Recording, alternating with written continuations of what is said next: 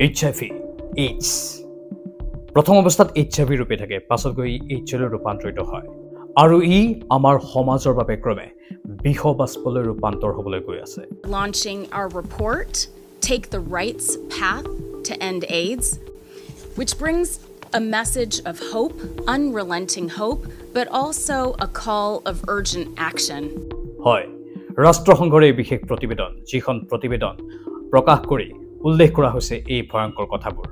এই প্ৰতিবেদনখনত কোৱা হৈছে HIV প্ৰতিৰোধৰ ক্ষেত্ৰত ক্ষিপ্ৰতা আনিব নোৱাৰিলে 2050 চনলৈ বিশ্বত 4.6 কোটি লোকে এইবিধ ৰোগৰ সৈতে সহাৱস্থান কৰিবলৈ বাধ্য হ'ব। অকল এই নহয়, AIDS-ত আক্ৰান্ত হৈ মৃত্যু হোৱা লোকৰ সংখ্যাও বছৰত 1.77 কোটিলৈ বৃদ্ধি পাব পাৰে। মন কৰিব এটা কথা, সম্প্ৰতি বিশ্বত 4 কোটি লোক HIV-ত আক্ৰান্ত হৈ আছে, যাৰ চিকিৎসাও বৰ্তমান চলি আছে। কিন্তু দুৰ্ভাৱনাৰ কথাটো এইটোৱেই যে বিগত বৰ্ষতে HIV-ত আক্ৰান্ত হৈ 6,30,000 মানুহৰ মৃত্যু হৈছিল। AIDS deaths have plummeted by 70% since their peak. This is really extraordinary progress over the past few decades. And last year, 630,000 people died of AIDS-related deaths.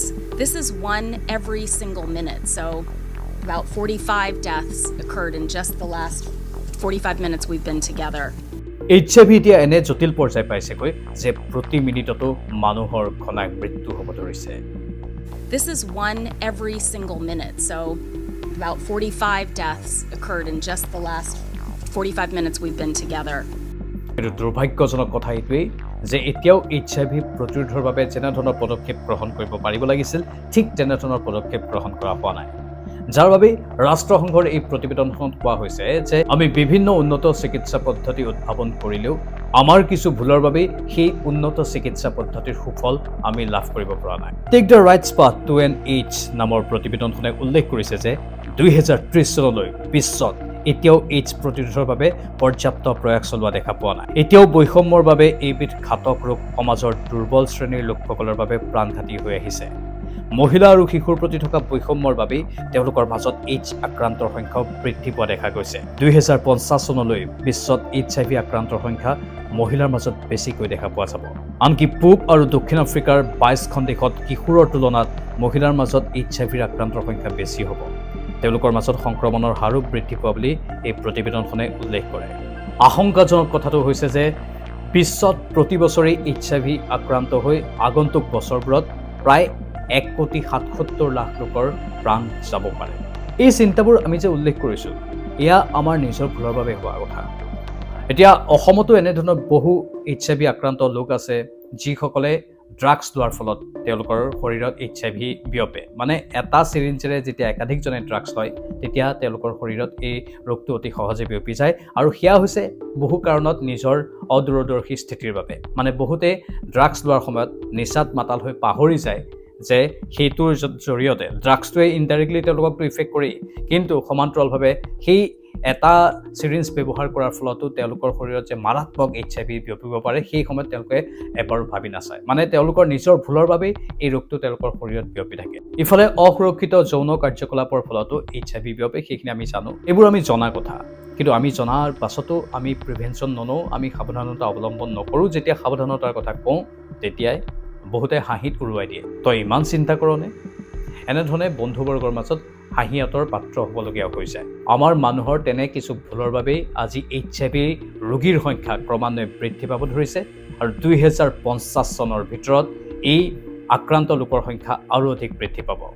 HIV প্ৰতিৰোধৰ ক্ষেত্ৰত ক্ষিপ্ৰতা আনিব নোৱাৰিলে 2050 চনলৈ বিশ্বত 4,60,00,000 লোক এইবিধ ৰোগৰ সৈতে সহাৱস্থান কৰিবলৈ বাধ্য হ'ব। 4,60,00,000 লোকে যেতিয়া সহাৱস্থান কৰিব লগা হ'ব তেতিয়া কেনে এক পৰিৱেশৰ সৃষ্টি হ'ব পাৰে ভাবি চাওক। আৰু সেই গ্ৰাফডাল লাহে লাহে ওপৰলৈ গৈ থাকিব যদি আমি নিজৰ মাজতে সচেতনতা নানো। আৰু লক্ষণীয় কথাটো কি জানেনে? এতিয়া HIV-ৰ ইনজেকশ্যন ওলাই গৈছে, HIV-ৰ ভেকচিন ওলাই গৈছে বুলি দাবী কৰা হৈছে, কিন্তু সেই ইনজেকশ্যন বা ভেকচিনৰ দাম বহুত বেছি, যিটো সকলোৱে এফৰ্ড কৰিব নোৱাৰে, আৰু তাৰ প্ৰডাকশ্যন সিমান নহয়, কাৰণ সেইটো নিৰ্মাণ কৰোঁতে বা বনাওঁতে বহুত খৰচ পাতিৰ প্ৰয়োজন হয়। Today, now in this year, we have access to long-acting injectable drugs that can prevent new infections.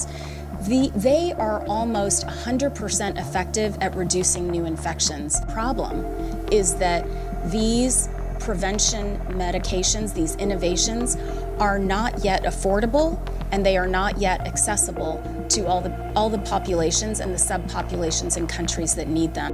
আৰু প্ৰডাকশ্যন ইমান নহয় যে সেয়া সকলোকে যোগান ধৰিব পৰা যায় মানে কোটি কোটি লোকক সেই ইনজেকশ্যন বা সেই দৰৱ কেতিয়াও যোগান ধৰিব পৰা নাযাব উন্নত চিকিৎসা পদ্ধতি ওলাইছে কিন্তু সেয়া সীমিত পৰিসৰত আছে Problem is that these prevention medications, these innovations are not yet affordable and they are not yet accessible to all the populations and the subpopulations in countries that need them. মানে আমি চিকিৎসা বিজ্ঞানৰ ভৰসাত যদি থাকো তেনেহলে কেতিয়াও নহব কাৰণ ইয়া একাংশ ধনিক শ্ৰেণীয়ে সেই চিকিৎসা সেৱাবোৰ পাব যাৰ টকা পইচা থাকিব আৰু সেই ভ্যাকচিনটো আপোনালোকে জানে যে 6 মাহৰ মূৰে মূৰে লৈও থাকিব লাগিব যদি কিবা কাৰণত সেই ৰোগটো হয় তেনেহলে সেই ভ্যাকচিনটোৱে এফালে ভ্যাকচিনৰ কামো কৰিব আনফালে ৰোগ প্ৰতিৰোধৰ কামো কৰিব দুটা কামে কৰে যেটো শেহতীয়াকৈ আৱিষ্কাৰ হৈছে কিন্তু সেই ভ্যাকচিনটো গোটেই জীৱনভৰ লৈ থকাটো সহজ খাদ্য নহয় আৰু ইমান কোটি কোটি মানুহে একেলগে ল'ব পৰাটো সহজ খাদ্য নহয় কাৰণ সকলোৰে বাবে সেইটো প্ৰডাকশ্যন হোৱা নাই ইতিমধ্যে ৰাষ্ট্ৰসংঘৰ তৰফৰ পৰা সেইটো কথা সদৰি কৰা হৈছে আৰু দৰিদ্ৰ শ্ৰেণীৰ লোকসকল বিশেষকৈ HIV দুখীয়া বা মধ্যবিত্ত লোকৰ মাজতে বেছি হয় সেই লোকসকলে সেইটো আৰু এফৰ্ড কৰাটো অলপ টান হৈ পৰে সেয়ে আমি নিজে প্ৰিভেন্টিভ মেজাৰ্ছ ল'ব লাগিব নিজে প্ৰতিৰোধ কৰিব লাগিব আমাৰ মাজত যিখিনি সজাগতা আমি বিজ্ঞাপন আকাৰে বিভিন্ন সময়ত প্ৰকাশ কৰি থাকোঁ সম্প্ৰচাৰ কৰি থাকোঁ সেইবোৰক অলপ গুৰুত্ব সহকাৰে ল'ব লাগিব ঠাট্টা মস্কৰাৰে সেই কথাবোৰ উৰুৱাই দিব নালাগে আগন্তুক দিনৰ বাবে HIV এক ভয়াবহ বাৰ্তা হৈ পৰিছে আৰু সেয়েহে এই ভিডিঅ'টো আপোনালোকৰ বাবে আনিলোঁ তাকো ৰাষ্ট্ৰসংঘই নিজেই এইখিনি কথা সদৰি কৰিছে কিমান ই আশংকাজনক কিমান ই চিন্তাজনক আমি কথাবোৰ অলপ চিন্তা সহকাৰে গ্ৰহণ কৰাটো দৰকাৰ গুৰুত্ব সহকাৰে গ্ৰহণ কৰাটো দৰকাৰ আপুনি কি কয় কমেন্ট বক্সত কমেন্ট কৰি জনাব ধন্যবাদ